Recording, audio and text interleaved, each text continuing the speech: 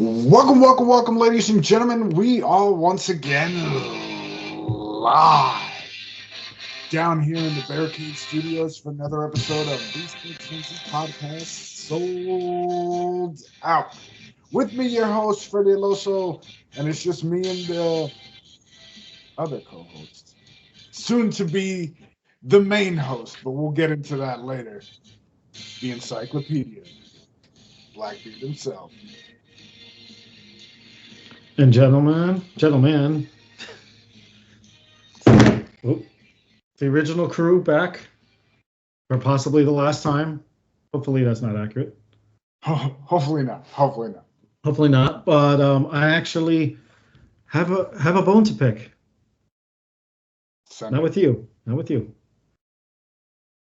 So, as most of you know, we have our picks every week, and I've been calculating. Nobody's bothered updating the spreadsheet. We knew Rob was way ahead, which, if we go by the norm, when the champion wins, they have to choose, or we make a decision on whether their point totals versus other people, whether it gets reset or, because like when Rob won, let's say I was doing better against him, and it would reset.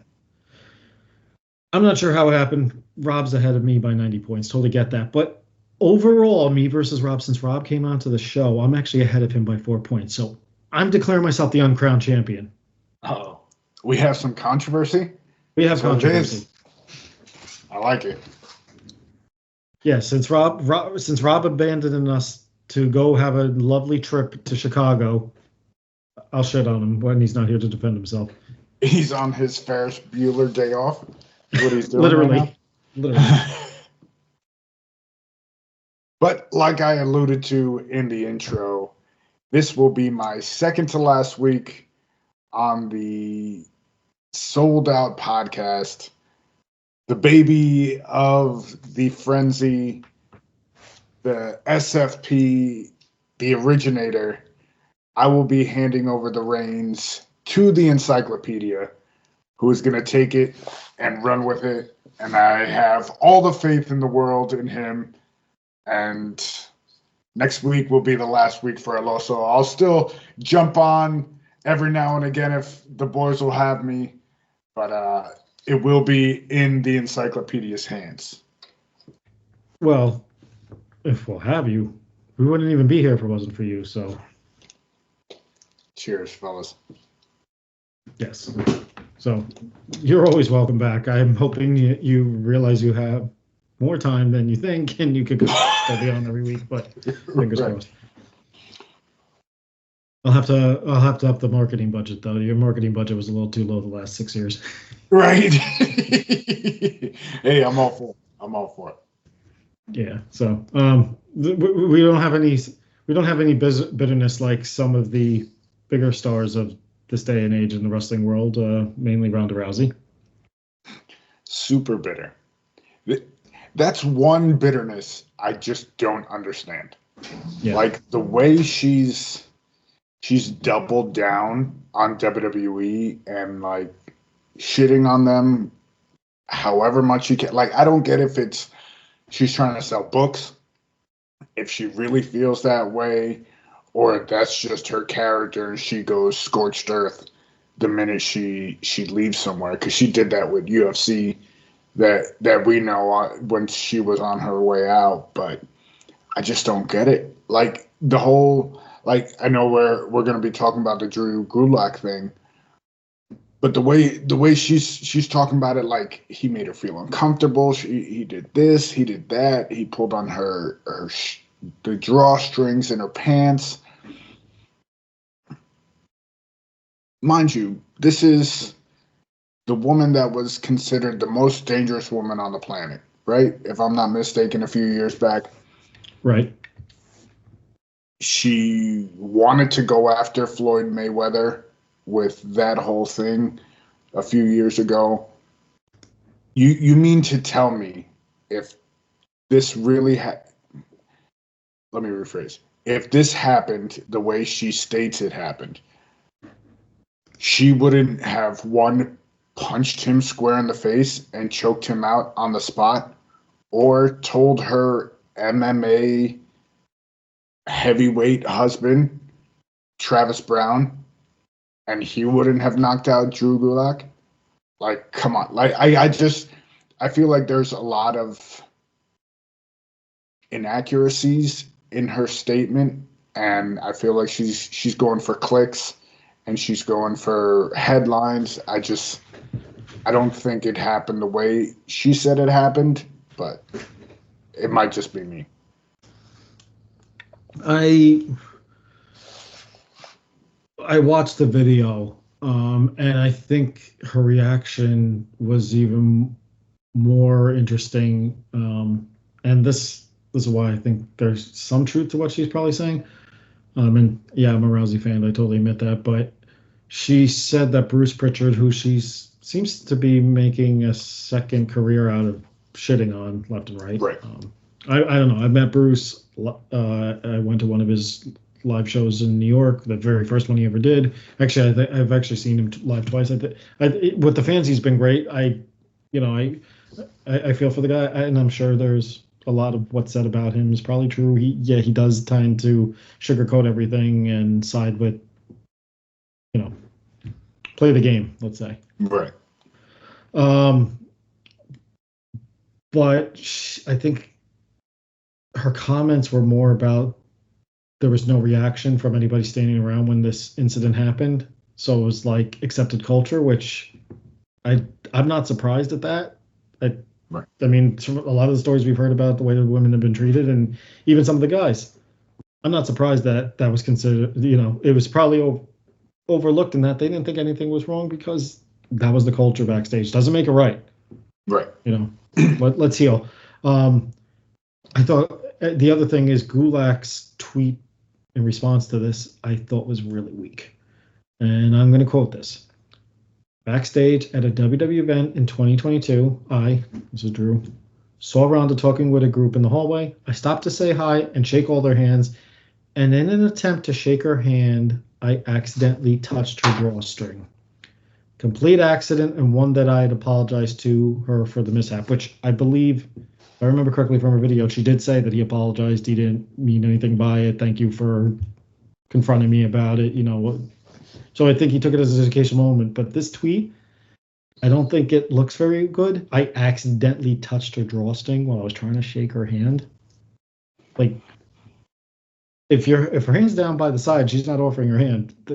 I don't know. That seems weak sauce to me. Now on 411 Mania, some of the comments were gold. One of them. Let's hear them. All right, so handle Billy Blaze. His career is hanging on by a string. And then this guy named Lamb of Gav responded back with, "It's string." Nice. Nice. Let's see. I mean, those two are my favorite. Now, somebody, Lamb of Gav, also wrote, "That's a PowerPoint presentation." And then somebody whose screen name was "Who's the Boss Barley 96" responded with, "I guess no fly zone wasn't referring to Ronda's fly." Touche. Yeah, so those were some of my favorites. I was literally laughing out loud when I was reading some of this.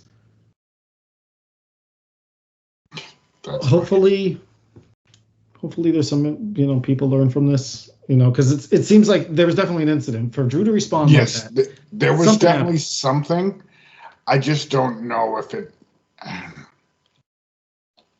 not that if it needed a situation like this, because it seemed like it was handled at the time. Mm-hmm. I don't know.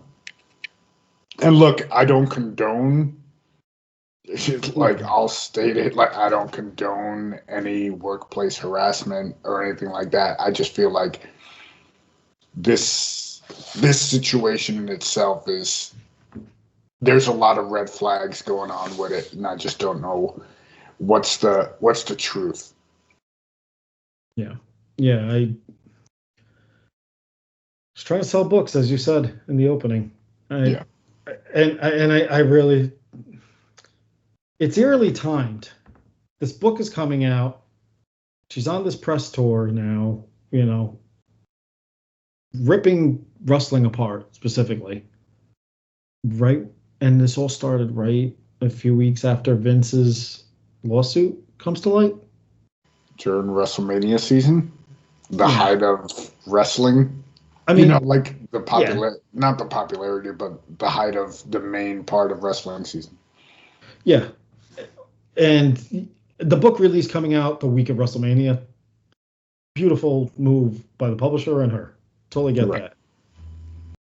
It's just that the timing of the bashing, especially Vince and Bruce and now just Drew Gulak thing, and I'm like, did you time this knowing maybe I'm not saying there's conspiracy theory here at all. It just seems eerie that this lawsuit comes out and then all of a sudden she's like coming out with all this backstage stuff. Like, I'm assuming it would have happened anyway. Yeah. But yeah, I don't know. I guess time will tell. Yeah, I mean, there's all sorts of excerpts from the book that have been interesting from what's been revealed. Let's put it that way. Yeah. Sorry, that's my squeaky chair, folks. Oh, Freddie doesn't pay me enough to have a nice chair for this podcast. Right. Hey, I hear the budget might go up, but we'll see. Right.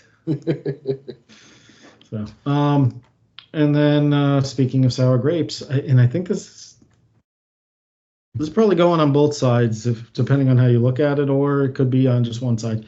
The CM Punk interview on the MMA Hour. I'm going to be transparent with all of you. I listen to a ton of wrestling podcasts, but I go from earliest to newest, and I very quickly fall behind. So I'm honestly about 2 weeks behind. I jumped to this one specifically. Yeah. I'm a Punk fan. I wanted to hear it. It was about a 2-hour talk. He revealed a lot of his side of a lot of things that went on with AEW and WWE.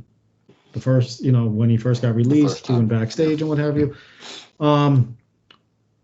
If you want to, MMA Hour has the episode available on podcast. I think you got to jump to like 2 hours in because it's a 4-hour.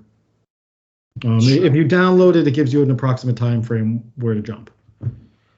I don't think there was really total sour grapes on his part. I think he's at peace with everything to an extent, as much as he could be. Right. He wished AEW well. I think where some people got a little bent out of shape, he brought up, the Adam Page incident. And from his side of it, and some of it I think we've heard before, he said he couldn't hear. He had to really focus on what Page was saying because he went off script off of what they had decided upon beforehand. Right. And I think most of us remember the rumor, which he pretty much confirmed. Adam Page supposedly went off script because he felt Punk got one of his friends fired, which I think the reference is probably Cole Cabana. I don't know. Who's still there? He's not on TV. He's not fired. Right. So, so he was talking about the unprofessionalism there. He went into the whole Jack Perry thing, detail by detail, that apparently when the first incident happened, multiple people had told Jack Perry why it was a bad idea. He wanted, the story goes, and he hasn't rebutted this at all, Perry. Right. He's been eerily quiet on this. Yeah, and, as soon as we say this, we'll find tweets tomorrow morning. Right, exactly. But 2 or 3 people had already told him his idea about breaking glass was a bad idea, and you don't want to listen to 2 hours, we'll tell you, lead pipe to a rental car window is what he suggested. Right. And the comment about Punk saying, we don't do that here, we do that on Wednesday night, and he did, when he said Shivani came to him. Yep. Asked him to intervene. And Punk said, are you sure you want me to step in? You're not going to like the way I handle this. And it seems like there was a lot of that with a lot of incidents. Like what happened with him and Jungle Boy a few months later. I think it was all... I get the two mixed up between All In and All Out. I think it was All In. And Punk apparently even said he asked Tony to handle it. Tony wouldn't handle it. And he said he quit. He said he actually, I guess they got into it, and he goes, I didn't punch him or anything. I choked him a little bit, like, yeah, all right. Yeah, maybe I was out of line, but he's like, I wasn't trying to hurt anybody. I was trying to stop him. And he said he actually quit on the spot. Yeah. And then he went out and did the match anyway. And he said he did it for Joe because he knew that would be the last time that he would fight Joe. Yeah, and I also found it, and then security afterwards, he was hanging out. Jack Perry had already gone home or back to the hotel, and security hinted it would be helpful to him if he left. Right. Because Punk said, am I being told I have to leave? Or am I being asked to leave? Or would it just help? Would it make your job easier? And the guy, according to Punk, it would make my job easier. So he left. Shout out to Punk that he eats, I believe, I think it was Nando's. Yeah, I think it was. If you ever get the chance, folks, Nando's is really good chicken over there. It's one of my favorite places I go to when I'm in England. My wife and I love that place. We've even bought their peri-peri sauce and brought it back to the States. Definitely recommend it. Anyway, so he gets more brownie points with me that he loves Nando's and bought it for the boys. Nice. But as far as Tony Khan, he said Tony Khan's a nice guy. He's not a businessman. It's clear. Yeah. He said he had 2 contracts as a performer and as, I believe it was an advisor. So he said all this stuff that I think the impression I got is all the stuff that he's been accused of interfering when he shouldn't have. Well, if he was an advisor, he looked at it as part of his role. And he didn't say AEW was a terrible place necessarily. He said that their business model is not focused necessarily on ticket sales and making money. It's about getting yourself over and your boys. He didn't say it like that. He said it's more focused on the wrestling. And yeah. And as I was watching Dynamite last night, I was saying to myself, this is what I've been saying for a couple months now. It's run like an indie show. Yep. And that's fine if you didn't have weekly TV. I think I'd respect AEW more if they came right out and said that instead of trying to blur the lines and have some resemblance of a storyline. Right. Just run it like an indie show. Yeah. And I think the problem is you can't necessarily run it as an indie show either because it's weekly TV. How are you going to bring people back? So you can't do those dream matches that are going to bring people in every week. I mean, there's photos, and they might have been doctored because I don't remember him facing opposite the hard cam. But Adam Copeland in that promo he cut to open the show about how AEW is such a great place. He loves it there. It's the best place he's ever been, blah, blah, blah. And as I'm listening, there's photos that show there was almost no crowd behind him as he's saying that. And I'm like, all right, really?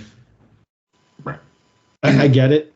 I almost feel like AEW, in addition to it being an indie company, or it reminds me of an indie show.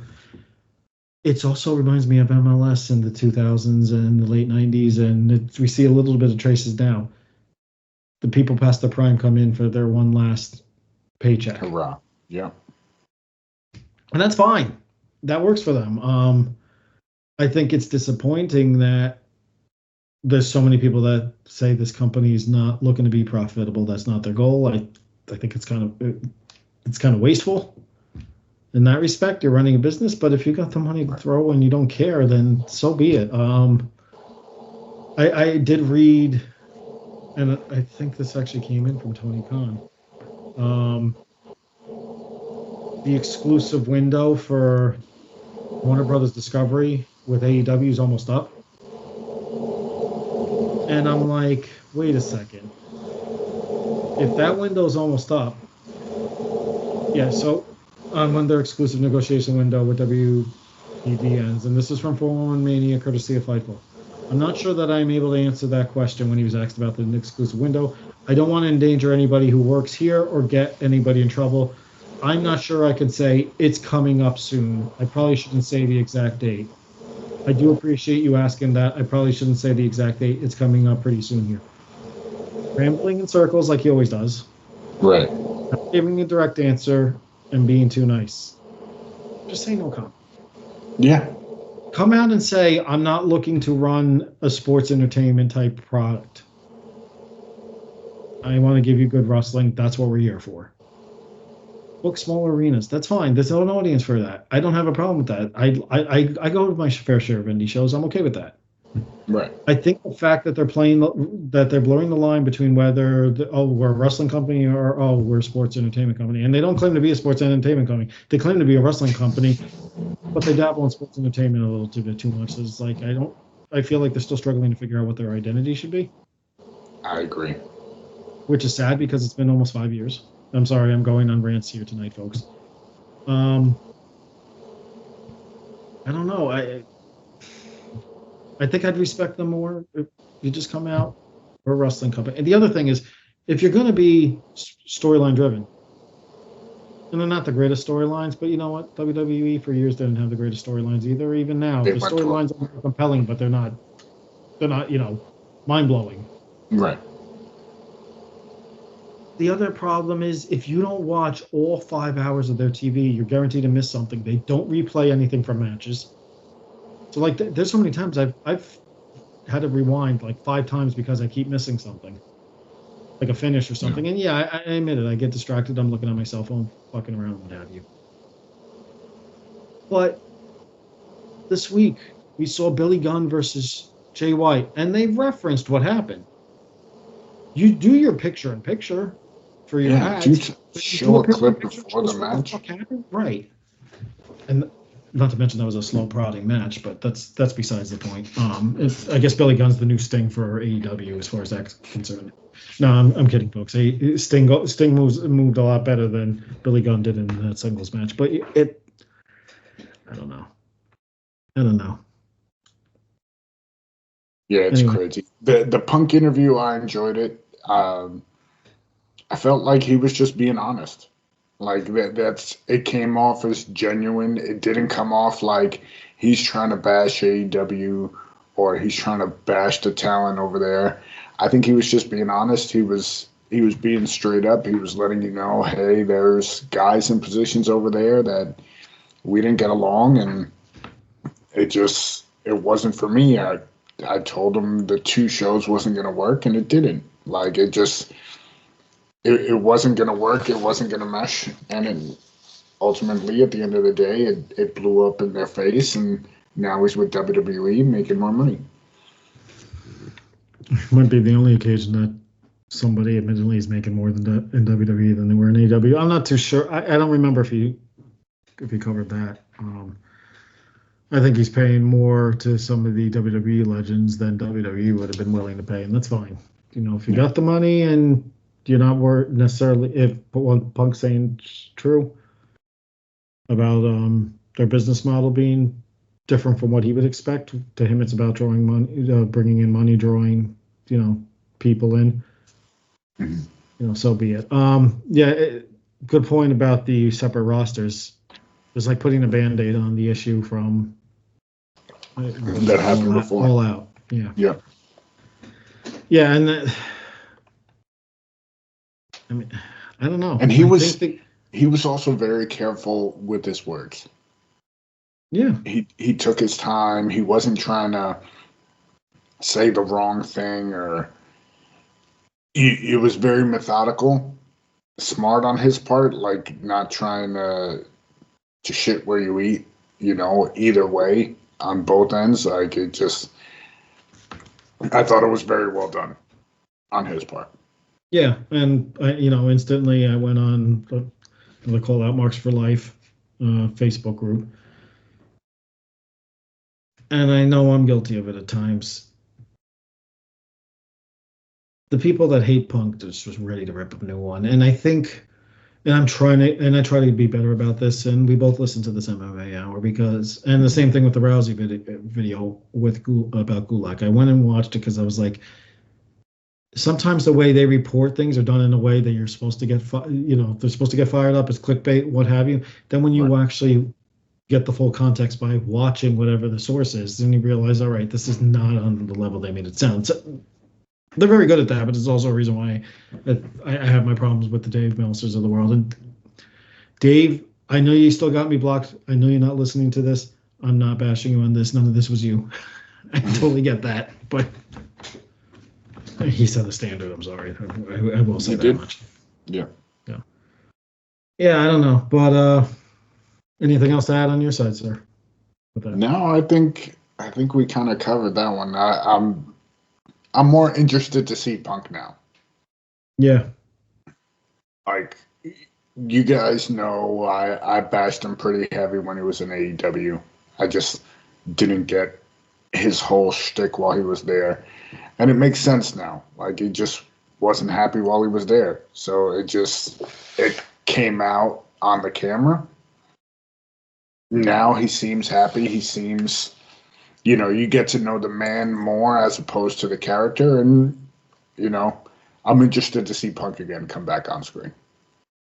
I feel like it was a learning experience for him in a lot of ways.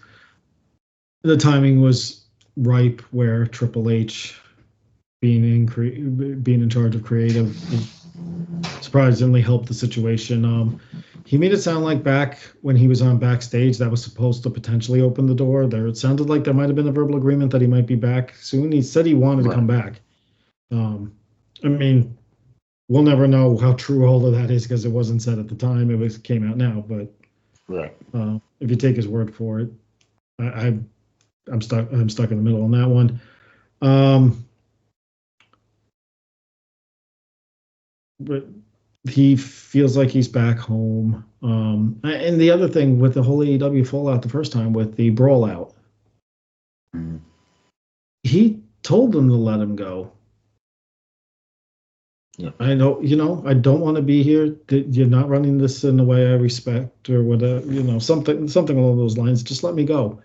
It's causing too many problems. And Tony's insisted on keeping him for whatever reason. So the timing, especially if the Jack Perry situation, what he said, blow by blow, was true. I don't see how firing him at that point made sense because it seemed like Perry instigated a lot of it. Right.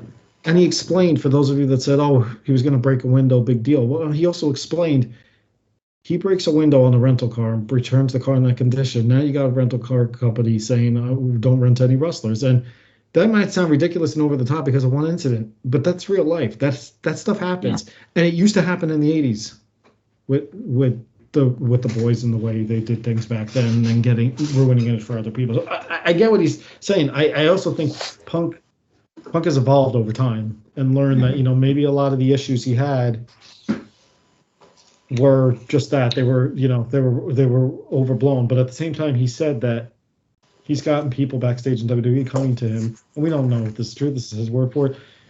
But saying this place, the way it is backstage now, you played a part in that. I think that made him feel good. He said he doesn't need a main event at WrestleMania. He's moved on from that. Right. He said when he left 10 years ago, if they had asked him to host WrestleMania, he would have felt and acted like it was beneath him. He felt, and that's part of the reason why he left when he was going to face Triple H, and it wasn't the main event, and he never got the main event spot when he was champion. Right. That bothered him. Now he said, doesn't bother me anymore. I moved on. I realize, you know what I mean? It's growing up, like it's, yeah. Hats off to him. He seems to be at peace with a lot of it. Hopefully it stays that way. Hopefully. Time will tell. Yep. Time will also tell how we all survive this coming weekend. Because once again, folks, it's WrestleMania weekend. Woo woo. If you watch all the content, you probably should have started already. I believe today they were I don't remember if it was today or tomorrow. I think they were supposed to do an unveiling of the set. I didn't see anything posted yet, so I'm guessing it must be tomorrow. Yeah, I did see a photo of rain-soaked Lincoln Financial Field. For those of you that listen that don't live in the Northeast, it's been nor'easter type rain especially yesterday. I know, and I think you could attest to this more than I do. I woke up with a dusting, which I was not expecting. I think you guys got a couple inches up near you. We got about a little under an inch. And they did unveil the set. If you go to WWE.com, Okay. The set has been unveiled. And there's also talks that WWE have been in communication with trying to get Jason Kelsey to show up. And The Rock throwing jabs at Jalen Hurts. So do not be surprised if you see Jalen Hurts and Jason Kelsey. And Travis wouldn't surprise me either to be there at WrestleMania. Yeah, I know they've announced a few celebrities. For those of you that might have watched the new Bel Air, did anybody else know that Hillary Banks was also a singer? I did not. Apparently and I'm going to look up the actress's name, which I did have here earlier, but she's also a singer. Sorry, folks. Coco Jones is her name. So she's an actress. She was on the new Bel Air. She played Ashley Banks. Apparently, she's singing, I believe, America the Beautiful. I think it's on night 1. That's right. I did see that. I was like, wait, she sings? Yeah. But yeah, if you look at the WrestleMania week schedule, if you go back, there was Raw, there was NXT, there was WWE Speed made its premiere yesterday on Twitter. I have not heard anybody talk about that. I know I'm not planning on watching that. Yeah, I haven't seen anything about it. Today there was the Bump, which is normally on Wednesday. They did some set at the World today. So the World is the equivalent to what WrestleMania Access used to be, for those of you that can remember that. So that's the new branding. Tomorrow there's a kickoff from 5 to 8 o'clock for WrestleMania. And they had the Michael K show there today at WWE World. They did. You know what? Rosenberg is on the TMKS show, so I guess I shouldn't be that surprised. Yeah, they had Damian Priest on when I was driving home, so I did hear that interview. Was Michael K actually there too? Michael K wasn't there, but I didn't think so. And I think he's traveling with the Yankees, or else he would have been. You know what would be interesting? For those of you that are Busted Open fans, Dave LaGreca, his brother Don LaGreca is on the Michael K show. In case you didn't know, I actually saw.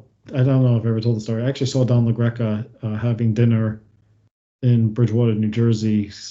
Must have been like 5 or 6 years ago. He was there with his wife, and I kind of looked over. I was like, it might have been a Buffalo Wild Wings, if I remember. And I was like, and my wife's like, what are you looking at? I said, I think that's Don LaGreca from the Michael K show. I listen to them all the time. I'm not going to be that guy, though. No. I'm probably wrong anyway. I'm always afraid to be that guy that interrupts someone's dinner. That's where Stevie G is way better. Tomorrow or today, depending on when we get this thing posted, there's a WrestleMania kickoff for 3 hours, I guess, from 5 to 8. I don't know why you need 3 hours. SmackDown at 8, which includes the Andre the Giant Memorial Battle Royal. Yeah. The Hall of Fame induction is supposed to start at 10. I gotta say, I'm excited for this class, like specifically Heyman. Yeah. I initially had planned to go for everything this weekend. I was going to go for Hall of Fame. I was going to probably skip Stand and Deliver, do both nights of WrestleMania. It didn't work out that way. And I was drawing the line at Raw. I wasn't sure I was going to do the World thing, but maybe I would. I'm glad I don't have tickets for Hall of Fame. I'd love to be there for Heyman, but the rest of it, I'm kind of Yeah, there's no, I don't know. The Hall of Fame class seems kind of weak to me, other than Heyman. Yeah. Yeah, I mean, the U.S. Express, I was like, I don't remember them having a long enough run for them to be considered Hall of Famers. I know most diehards are going to say, well, why are they going in and Demolition's not in? Demolition doesn't want to be in. Right. I mean, for all the time that's brought up, Demolition in interviews have been quoted, it's a paycheck. They're not going to, sell themselves out for that. But yeah, looking through this class quickly. Let's take you through this. Those of you that are getting all your info from us. Bull Nakano. I don't expect a long speech there. No. They actually, it looks like they have listed who's inducting them. So she's being inducted by Alundra Blaze, Medusa. All right, that makes sense. Yeah. Medusa's one that's been very vocal, and yet they still keep bringing her back. Right. Thunderbolt Patterson, He's being inducted by Scott Spears. I don't even know who that is. All right. Anyway, Thunderbolt Patterson, who's actually alive. So hats off to them that they're getting a legend in while they're still able to give a speech. Right. Leah Maivia going in by The Rock. That I get. I do some. I get it. I actually was semi-surprised it wouldn't have been his mom. His mom's going in one day too. They're getting the whole crew. Yeah. And for those of you that watched Young Rock, she was the grandmother in the show.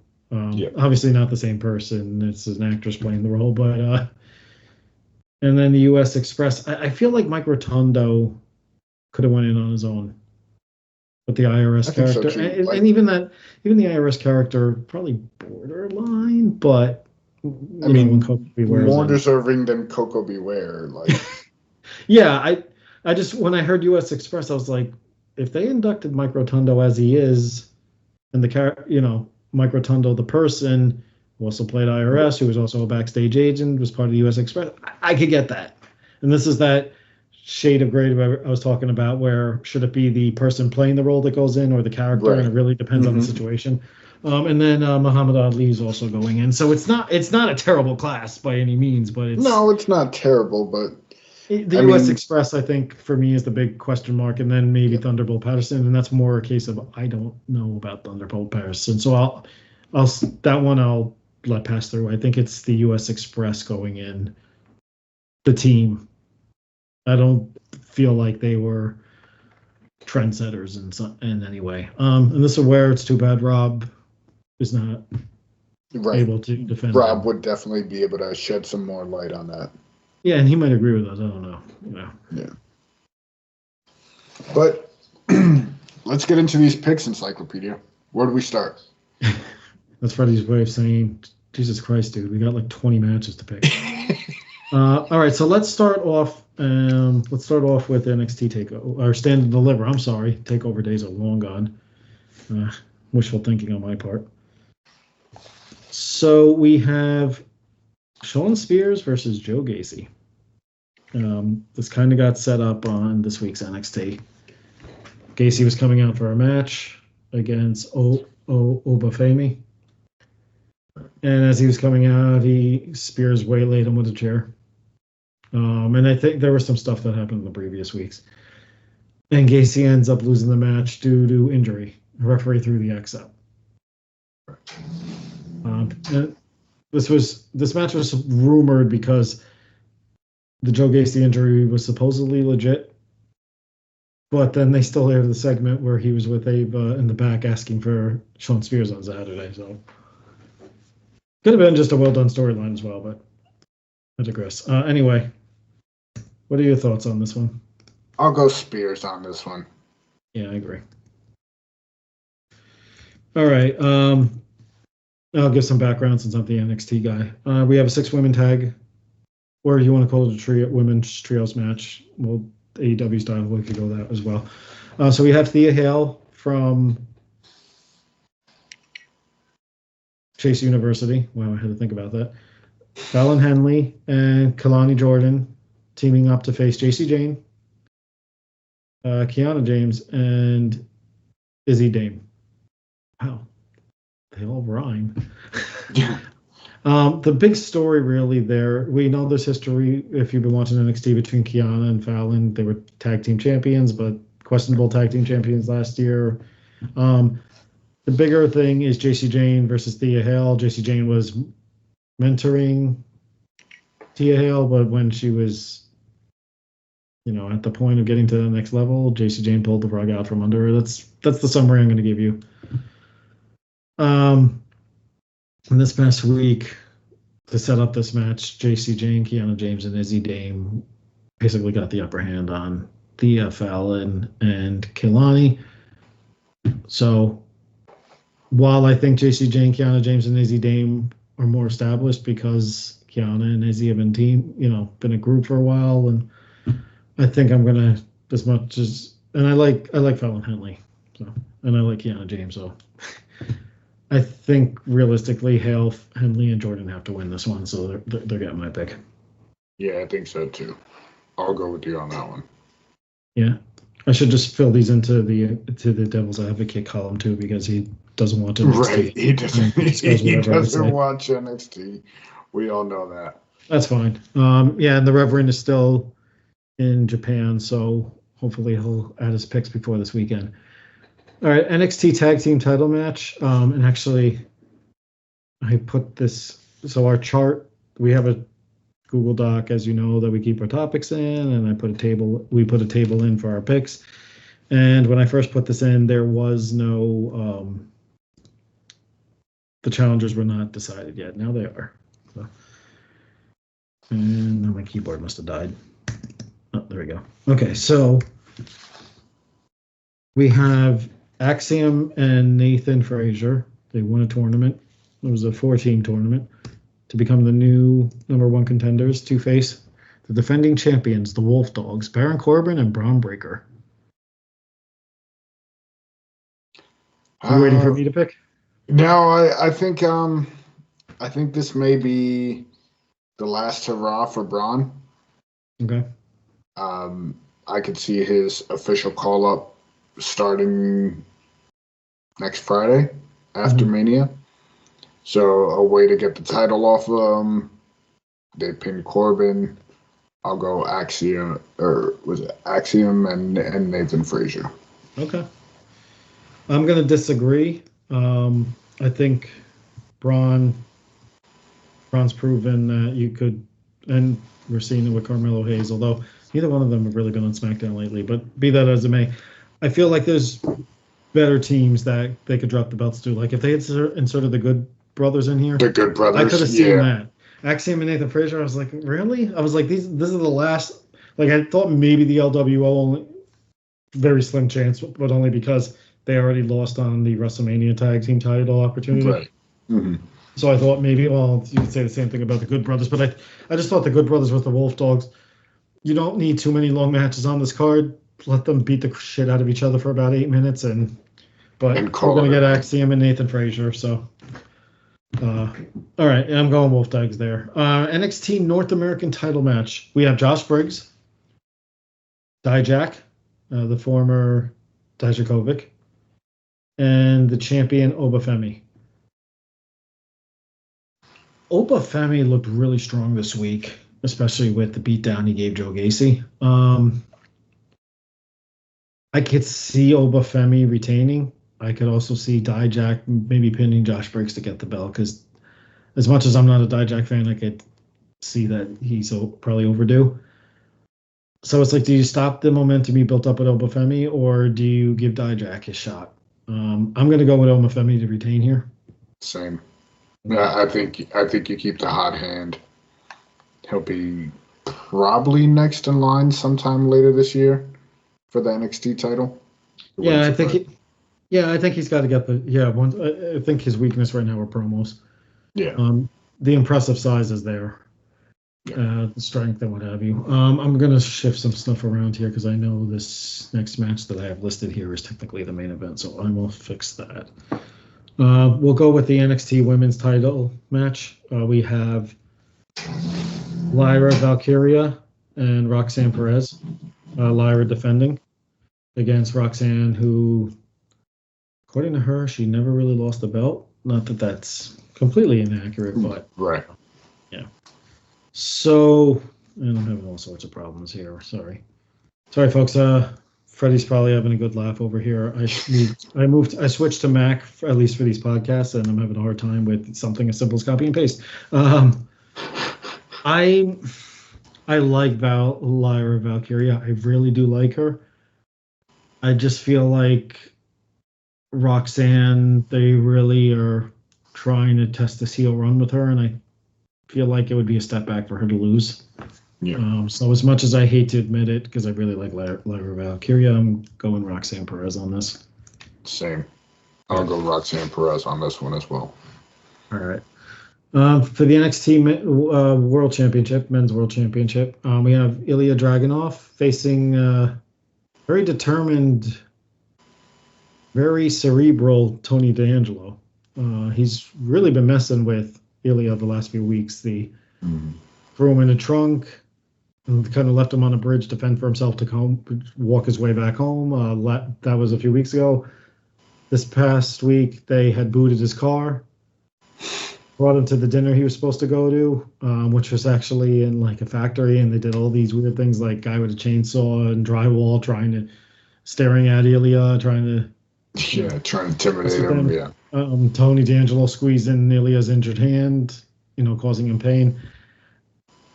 I think the effort they're making to really bring D'Angelo to that main event level is commendable. I don't think he's ready yet. I don't think so either. Yeah. So as much as the rumor is that Ilya is ready for the main roster, I don't personally think he is. I think he's close, but I also think his matches with Gunther, for example, and NXT UK were phenomenal. He actually sold a little bit back then. I feel like he doesn't sell anything now. He takes an ass kicking, very impressive, kicks out of everything, jumps back. He doesn't sell it, so I think that's where he needs to improve, but that's always been a gripe of mine. And I like Tony D. I really do. I just don't think he's championship material right now. I don't think he's ready to be the guy. Yeah. But speaking of the guy, he's in the next match. Whoop that Trick. Trick Williams versus Carmelo Hayes. I'm going to go Trick on this one. I think he's got main event written all over him. Same with Carmelo Hayes. We'll see these guys in a few years. Probably main eventing Mania one of the nights at some point. So I'll go Trick Williams in this one. Yeah. Were you surprised by Trick's revelation about this main event? Not really. But they did it. They did it with the women first. That means they did it first with with Sasha Banks and Bianca Belair. So I was like, wow, the women got to break that ground before the men did. But when he said it, I was like sitting there thinking about it, and I was like, oh my God, he's right. What the hell? Why did it take this long? Yeah. I'm going to agree with you that Trick's going to win. I personally, if I was booking this, I think there's more to get out of it if Carmelo won, and then in the main roster, he beats him again, and eventually when Trick is ready to get to that main event level, Carmelo's be like, you never beat me. You can't beat me. And then you can't beat me, yeah. Yeah, so for long story purposes, I wouldn't go with Trick, but I agree with you that that's what they're going to do here. Yeah. He could... And I don't think he's rumored to come up to the main roster yet. So I feel like he's Trick. Yeah. So maybe he's the one that beats Ilya, and then Tony gets him down the road. All right. So that's the only match we're going to cover on SmackDown Wrestlemania. It's the Andre the Giant Memorial Battle Royal. I think the problem here is we don't know who the hell's in this thing. I'm going to see if I can find any. Yeah, I was trying to see. I don't see a graphic or anything. Yeah. Oh, that's interesting. Oh, I guess WWE had an article about it and took it down. I'll go to the website and see. But I'm going to a link while I'm looking on WWE.com. There is a link from comicbook. Yeah. They supposedly have the list. So, according to the list I'm seeing here, and I just want to confirm that I'm given the right list or not. Yeah, this looks like it's probably right. I don't know. Supposedly announced so far, Akira Tozawa, I can't roll the R tonight, Andrade, Apollo Crews, Ashanti the Adonis. I'm talk about someone that should have been future endeavored. Bronson Reed, Brutus Creed, Cameron Grimes, To the Moon, Cedric Alexander, Chad Gable, one half of Pretty Deadly, Elton Prince, Ivar from the Viking Raiders, J.D. McDonough, Julius Creed, Kit Wilson from Pretty Deadly, Omos. Maybe they'll give it Omos since he had so much trouble with that plane this week. Yeah, that plane seat, that was hilarious. Go check that video out on MVP's Instagram. Yeah, and then MVP's like sitting 5 rows behind him. Hey, almost, you okay? You're all right? Yeah. Oh, that was hilarious. Otis, Ricochet, Sanga, Shinsuke Nakamura, Veer? Yeah. So, and Shear's being represented, but they've hindered. He's not, at least here, according to thiscomicbook.com.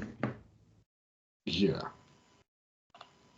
There's got to be a complete list on WWE.com. Got to give me something here. I'm gonna go between Bronson Reed and Ricochet.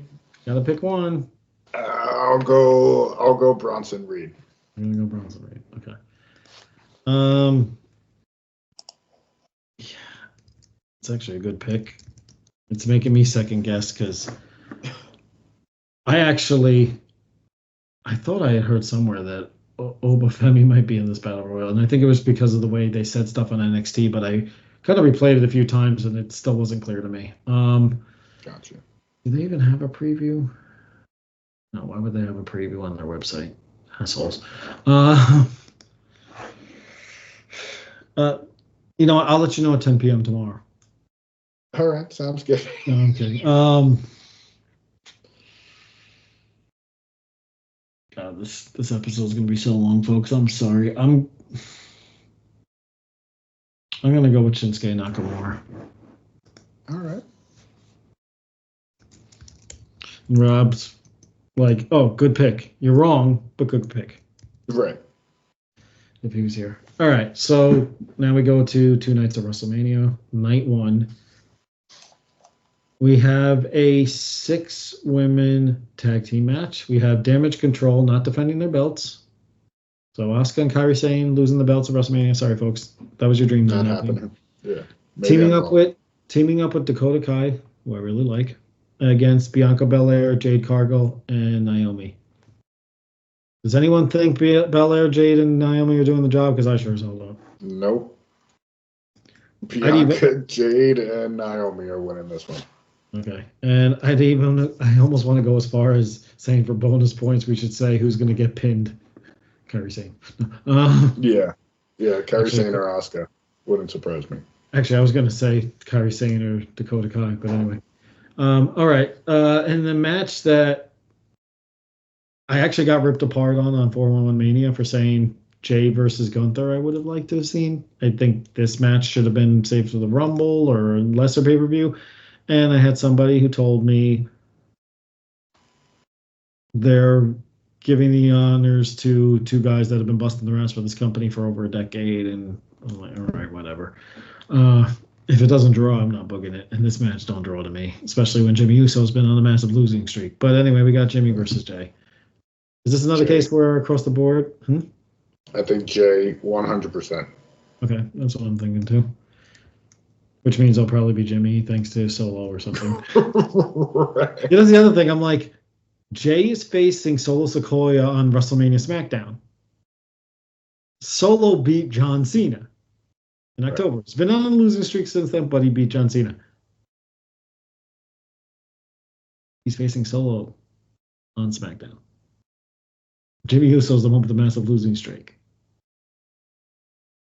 I don't get that. Yeah. Yeah. Anyway, all right. It's an interesting tag team match. We got from the LWO, Rey Mysterio, Hall of Famer, and Dragon Lee against Santos Escobar and Dirty Dom from Judgment Day. Dom versus Mysterio 2 I would have been okay with. Dom versus Dragon Lee I would have been okay with. This tag team match just seems so thrown together because Dom got inserted in the storyline so late. Yeah, 100%. But they needed star power in it because Ray's not doing it anymore. So yeah, I think it's going to be Escobar and Dirty Dom. Interesting. Okay. So I'm going to go opposite because I feel like Dragon Lee is going to be groomed as Mysterio's successor. I could see that. And Dom's been on a losing streak lately, and I just think they're going to continue that. I don't know. I'm going with Ray and Dragon Lee. All right, Intercontinental title match, which is, considering it was not the original plan, they've thrown this together pretty well. We have Gunther defending his record-breaking title against Sami Zayn. And I say, yeah, go ahead. I say Gunther keeps it. I think he loses it either maybe Raw the next night to like somebody by surprise, or maybe I don't think he holds it all the way to SummerSlam, but at least I agree. not. I think Gunther's winning this one. This very well done storyline to get people to think Sammy's the ultimate underdog. He's going to pull this off, and he might. He totally might. But I agree with you. I don't think Sammy needs this title, and that doesn't necessarily mean you don't have to put the belt on him. But I feel like there's more to if you have Gunther retain and go over to France at Backlash and defending in his home continent. It's good, yeah. So. All right, we have a tag team title ladder match. We have the Judgment Day defending against 5 other teams. Team DIY, Johnny Gargano and Tommaso Ciampa. The Awesome Truth, The Miz and R-Truth. I think this is R-Truth's first WrestleMania match, with the exception of maybe Battle Royals. True Battle Royals, yeah. That one threw me. That's probably the only reason why they're in this match, because honestly, I get R-Truth entertaining. It's like the Jerry Lawler pity match he got against Michael Cole years ago. Although this is going to be a bigger moment. New Day against Kofi Kingston and Xavier Woods. We got A-Town Down Under, Austin Theory and Grayson Waller. There was a rumor that they were going to get swapped with Pretty Deadly. I don't know how you would get there. I don't know why. And then I'm not that excited about this tag team. New Catch Republic, Pete Dunne, the Bruiserweight, and Tyler Bate. Yeah. I'll go first if you want. Go ahead. I'm going DIY. I think this is going to be. That's what I was thinking too. Okay. Yeah. I could see Awesome Truth as well. New Day doesn't need it. Yeah, no, New Day doesn't need it. Yeah, I say DIY. Yeah, and I think the Austin Theory, Grayson Waller, they definitely earned their slot, but I feel like they just got thrown in here. They didn't have anything for them, so. Right. And New Catch Republic, I don't know. The Bruiserweight Pete Dunne versus Tyler Bate, I think there's more money in that. But anyway. Yeah. All right. Women's World Championship. So this is the Raw Women's Championship for those of you that want that connotation slapped on there. We have Rhea Ripley defending against Becky Lynch. Rhea. Agreed. I don't think she loses it. I don't either. This is another case, though, that the way they built this up, I could see people thinking otherwise. Yeah. But and then while Encyclopedia fills that one in for us, Reigns and the final boss, The Rock, versus Seth and Cody Rhodes. If Cody and Rollins win, all members of the Bloodline are banned from ringside during the Night 2 main event. If The Rock and Reigns win, then it will be under Bloodline rules. That Bloodline rules stipulation on Raw, I really think they screwed that up. It took so long for anybody to even run in. I was like, if it's Bloodline rules, why wouldn't you just make it a handicap match right off the bat and just start beating the crap out of Seth Rollins? See, I think it's because Bloodline rules at Mania, there's going to be so many run-ins. Oh, yeah. They didn't want to oversell it on Raw. They still wanted to make it seem like it wouldn't be as many. But I think at Mania, you're going to get a lot. Yeah. All right. Does anyone really think they're not doing Bloodline rules? No way. It's going to be Reigns and Rock to win this one, and then, we'll get into that. We'll get into that. All right. Yeah, I agree. Totally agree. I'm a little curious how things would have, because I think it's now pretty much been confirmed what I didn't think was accurate. So I'm not going to lump everyone else in there. This whole storyline with Rock turning heel and everything was due to the fan reaction. It was inaudible. I know I didn't believe that. I thought they had planned it out that well. So hats off to them. Hey, it's Rock reading the room. He gets it. Yeah.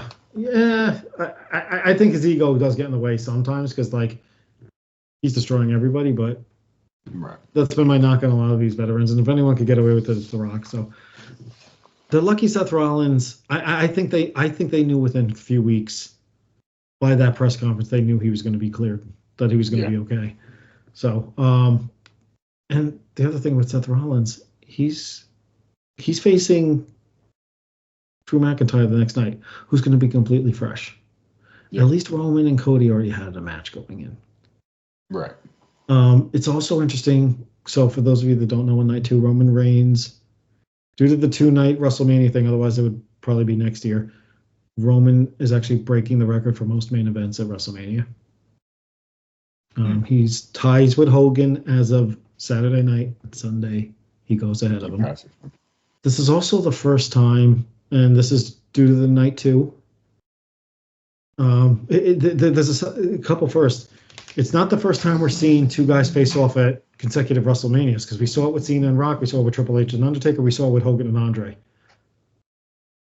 But this will tie Roman and Cody at least for most matches facing off, because this will be the 3 for them, just like Rock and Stone Cold all those years ago. Oh, that's right. Yeah, but you also got Roman and Cody main eventing 2 nights in a row. Well, we'll see when and if that'll ever happen again. Right. All right, so on to night 2. Less matches on there. We have a Philadelphia street fight, Bobby Lashley and the Street Profits against the Final Testament. I want to go Lashley and the Street Profits, but I think it's going to be Final Testament. Okay. Yeah, I'm torn. I like the Final Testament. Well, I like Karrion Kross. And I like Scarlett. Scarlett so much. What? You said Lashley. You said Final Testament. Yeah. This is a tough one because I feel like Lashley and Profits need to win more. I agree, but I feel like Cross is one of Triple H's guys, and I feel like he'll give him a bone at Mania. Yeah, I'm gonna disagree. I feel like if he was gonna push Cross, he would have started already. And I like Cross, as I said, but yeah, I'm going opposite you and Lashley and Profits. This one I think is going to be interesting. We have a triple threat match for the U.S. Championship. We have everyone's favorite celebrity, Logan Paul. I'm not drinking his energy drink. I'm sorry. Who just got a new cover athlete, Aaron Judge. Now I'll have to reconsider. Yep, Aaron Judge is now a prime athlete. He was already a prime athlete. Now he just drinks. He was. Now he just he gets the chain now. And he's defending against the Legend Killer, Randy Orton. The Apex Predator, Randy Orton, and then Kevin Owens. I hate saying this. He's going to keep it. I think Logan's keeping it. He's going to keep it. Yeah. Yeah. The more I think about this, I was like, wait, KO's been eating the pin left and right lately. Didn't he do the job last year, Logan? If I'm not mistaken, he's done up until this title reign. He's done it. I think he beat Ricochet. I don't even think did he beat The Miz? I don't think so. I don't think so. I gotta look. What was that? SummerSlam 2023 or was it 2022? Oh my God, he's been around for 2 years now. Can you believe that? Yeah.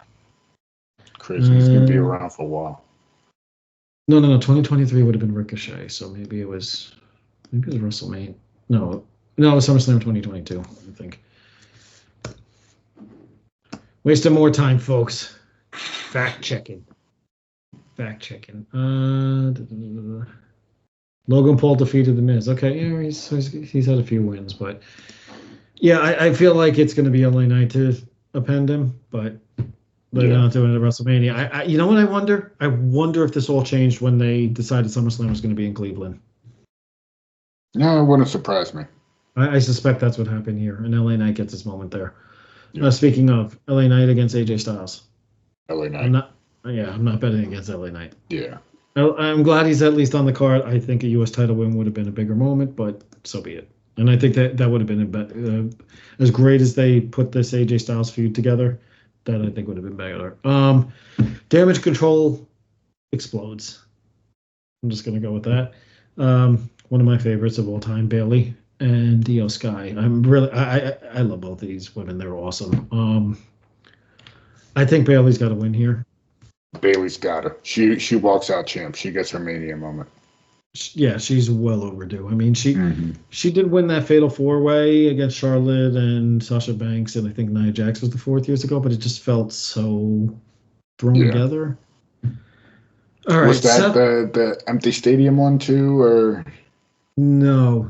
I think the empty stadium. She ended up being co-host. Yeah, she was a co-host then. Yeah. Yeah, and I think she ended up getting punched down the stage or something like that, because that's always the funny thing. Let's punch someone and see them roll down the stage like idiots. Like that would really happen. All right, World Heavyweight Championship. Seth Rollins, second night in a row, this time defending against Drew McIntyre. Okay, so hear me out. I think Rollins... Go ahead, because I think you're going to save me from saying it. Go right ahead. Rollins loses to McIntyre, and then Senor Money in the Bank cashes in.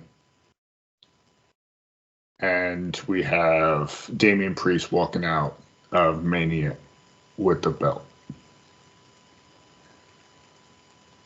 Couldn't have said it better myself, because that's what I've been thinking for several months. Yeah, I think it's perfect for it. Okay, so we're both saying Drew, and then we're both. I don't know if we get bonus points for this, but we'll note it, and then the boys can decide. When Rob guesses the same thing, it won't matter anyway. Right. All right, so Damian cash in. We'll put for both of us. Hopefully I spelled Damian right there. I don't think I did, though. Yeah. Grammarly's not correcting me, so maybe right. All right. Down. Yeah, I spelled it. And then the main event. Is anyone betting against Cody Rhodes against Roman? Nope. He finishes this story here. All right. Which is why I am so desperate to go to night 2 now. I really feel like this night 2 card. I mean, the card overall is pretty good. Yeah. This night 2, I'm really excited for, and I'm even considering going by myself. Okay. We'll see if I do it, but all right. All right. So with that being said, that is our episode for this evening. The Sports Frenzy Pod on Twitter, The Sports Frenzy Podcast on Facebook and Instagram and YouTube. Check it out. Like, subscribe, comment. Let us know what you guys think, and we'll catch you next week. Peace.